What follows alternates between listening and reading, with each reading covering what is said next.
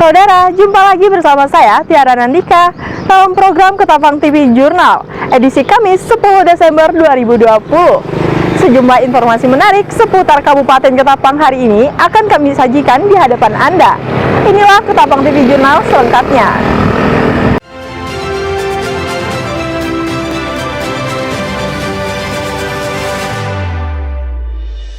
Salah satu tempat pemungutan suara atau TPS di Kabupaten Ketapang, Kalimantan Barat, Rabu siang ambruk dihantam angin kencang.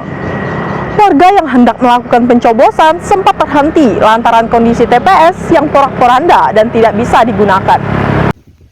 Inilah rekaman video amatir kiriman warga. Detik-detik terjadinya angin kencang yang memporak-porandakan dua TPS di Desa Jairan Jaya, Kecamatan Sungai Melayu Raya, Kabupaten Ketapang, Rabu 9 Desember 2020. Menurut pengakuan warga, hujan deras disertai angin kencang tiba-tiba saja terjadi. Saat itu warga dan panitia pemungutan suara tengah melakukan mekanisme pencoblosan. Warga lari dan panik karena khawatir tenda TPS dapat menimpa mereka. Tidak ada korban jiwa akibat peristiwa ini. Namun, sejumlah perangkat pelaksanaan pilkada Kabupaten Ketapang mengalami kerusakan. Tiara Anandika, Ketapang TV mewartakan.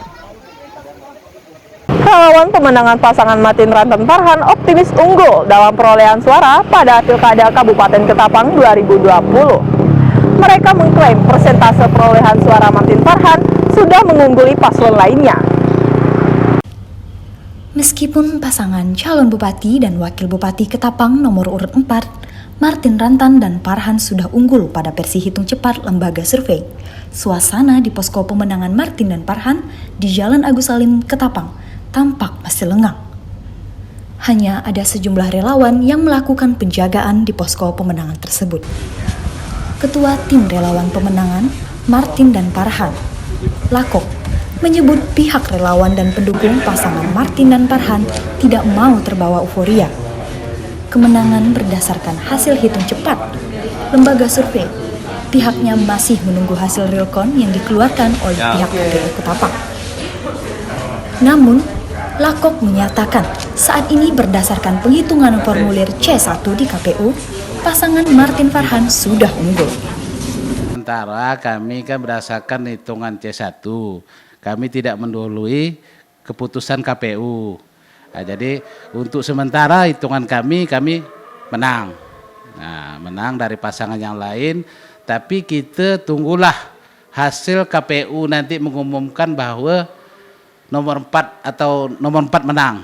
Nah, seperti itu. Nah, jadi kita tidak mendahului itu.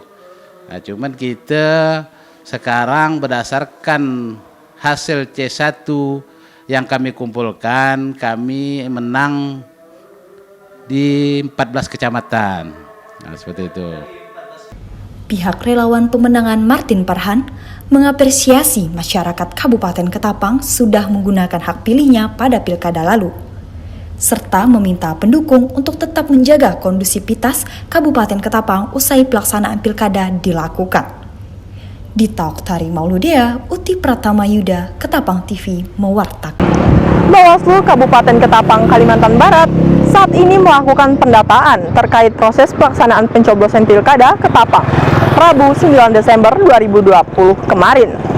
Bawaslu menyatakan terus mencari adanya dugaan pelanggaran pelaksanaan pilkada Ketapang. Jika ditemukan adanya pelanggaran, Bawaslu siap memberikan sanksi sesuai aturan yang berlaku. Pihak Bawaslu Kabupaten Ketapang bersama Sentra Gakumdu telah melakukan patroli di seluruh tempat pemungutan suara atau TPS saat pencoblosan Pilkada Kabupaten Ketapang Rabu 9 Desember 2020. Dari hasil patroli tersebut, Bawaslu belum menemukan adanya pelanggaran yang dilakukan warga atau oknum tertentu saat pelaksanaan pencoblosan berlangsung. Namun pihak Bawaslu sudah menerima satu laporan dari warga terkait dugaan pelanggaran pilkada yang dilakukan oknum tertentu. Bawaslu juga tengah menindaklanjuti laporan masyarakat tersebut dengan melakukan penyelidikan ke lapangan untuk mengetahui apakah benar ada pelanggaran yang dilakukan atau tidak. kami melakukan pencegahan, kami melakukan patroli baik dari Bawaslu ataupun juga dari Gakumdu, yaitu kepolisian, kejaksaan, dan Bawaslu sendiri melakukan patroli. Jadi alhamdulillah, puji Tuhan, sampai saat ini kami masih belum menemukan berkaitan dengan pelanggaran. Ya. Ada satu yang ini laporan terus kita jadikan temuan, tapi masih dalam proses. Artinya kami belum bisa menyebutkan ini pelanggaran atau tidak sebelum kami melakukan kajian. Pihak Bawaslu mempersilahkan jika ada masyarakat yang menemukan pelanggaran untuk melaporkan ke Bawaslu dan Sentra Gakumdu.